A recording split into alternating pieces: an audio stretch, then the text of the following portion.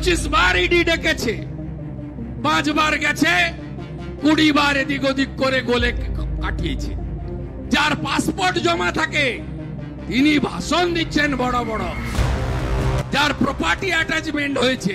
আমরা তো আশ্চর্য হয়ে যাই কি করে এইসব লোক বাইরে থাকে আর দেশের স্বরাষ্ট্রমন্ত্রীকে, প্রধানমন্ত্রীকে পার্সোনাল অ্যাটাক করে, সংবিধানকে আক্রমণ করে। তাই এরা শুধু শিক্ষা ব্যবস্থা নয়, 8,200 স্কুল বন্ধ নয়, 6,888টা ইন্ডাস্ট্রি বন্ধ হয়েছে এই সরকারের আমলে।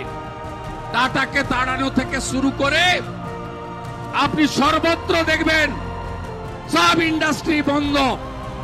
বামফ্রন্টের সময় ঋণ ছিল 1,98,000 কোটি টাকা, মাথা পিছু 19,000 টাকা করে। এই মুখ্যমন্ত্রী মমতা ব্যানার্জির আমলে ঋণ হয়েছে 7 লক্ষ কোটি টাকা, মাথা পিছু 70,000 করে টাকা ঋণ হয়েছে পশ্চিমবঙ্গের জনগণের। পশ্চিমবঙ্গে নথিভুক্ত বেকার হয়েছে শিক্ষিত 2,15,00,000। পরিযায়ী শ্রমিক, শুধু পরিযায়ী শ্রমিক নয়, যত মেধাযুক্ত কম্পিউটার ইঞ্জিনিয়ার থেকে ভালো MBBS থেকে কেউ নেই বাংলায়।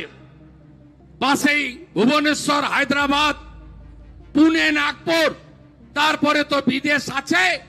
গোটা বিদেশে চলে যাচ্ছে, কাউকে আপনি পাবেন না। একটার পর একটা সেক্টর যদি বলা যায় ধ্বংস করেছে বাংলাকে।